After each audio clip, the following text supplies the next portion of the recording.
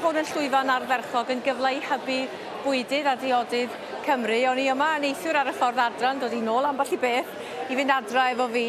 Ambell stondyn wedi gwerthu'r cwbl lot, ac wrth gwrs mae'n ddydd Iau rwan, mi fydd yna bobl yn dod yn ôl yma mwyn llenwi basgedi cyn mynd am adre.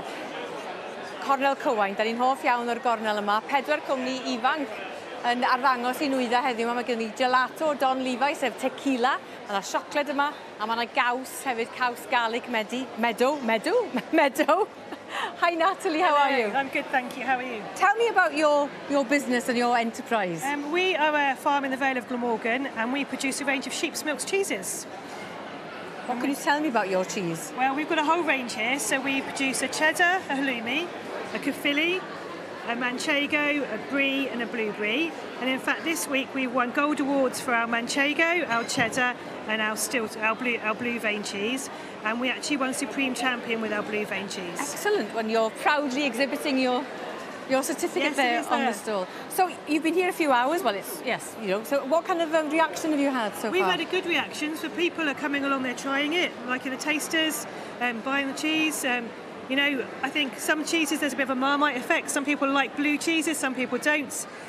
It's just really nice to talking to people and giving them a chance to try sheep's milk cheeses. Yes, okay. Are you enjoying the experience today? Yeah, very good, yes. The feedback we've had on the blue brie has been very, very good. What have you this cheese here, it doesn't look very good, but it tastes very lovely.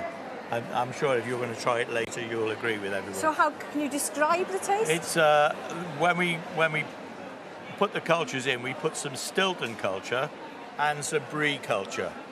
And that's what gives it its softness and its unique, slightly Stilton-y flavour. Well, that's the important thing, is it? It's the taste, really, I suppose, yes, isn't it, at the end of the day? Well, all the best. Lots of people eat with their eyes, and they should eat with their mouth, not with their mouth. Diolch yn fawr. Hope you have a good day today. Ac at y siocled rwan ta. Ieian, sy'n wyt ti? Shmai? A Lowri? Iawn, diolch. Ie, chi'n cael diwrnod da hyd yma? Ie, really good, really so, good. beth di hanes eich cwmni chi te? Wel, ni wedi bod yn plano hwn am spel, ond ni dim ond wedi actually bod yn gwerthu am wythnos. So hwn yw wythnos gynta ni, show gynta ni, a mae'n mynd yn gwych. A lle yn Sir Benfro ydych chi? Yn un Hwlffordd, ie. Yn Hwlffordd? Yn Hwlffordd. Ti wedi fynd at y siocled yn nes at yr hyn sydd yn dda fan hyn.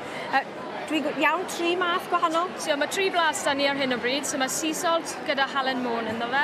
A mae Welsh cake da ni hefyd, da Welsh cakes o Tan y Castell. A wedyn y salted caramel hefyd, da halen môn ynddo fe. Felly sut ydych chi wedi datblygu y cynnyrch yma ar gwahanol flasau? Ni wedi treulio i dechrau i mynd ar pethau mae pobl yn hoffi, a wedyn hefyd da'r Welsh cake rhywbeth sydd bach yn wahanol. So just rhywbeth i pawb, ond syml i dechrau da. Ac yn lle ydych chi'n creu'r siocled yma, ta lle ydych chi'n cynhyrchu? Where do you produce the chocolate? We produce it from our unit in Haverfordwest. So we're making chocolate about 2 years now. We want to do something Pembrokeshire based, so everything's made by hand. And yes, it's a great hobby and an even better business. And is it just both of you, just y ddau na chi? Y ddau yn ti'n rhedeg a wedyn mae chwaraeau yn helpu ni hefyd, a mae un aelod o staff da ni hefyd. A sydd ymateb ydych chi wedi cael heddiw? Mae llwyfan yma bwysig i chi, dydi? Ie, ni wedi cael feedback really good.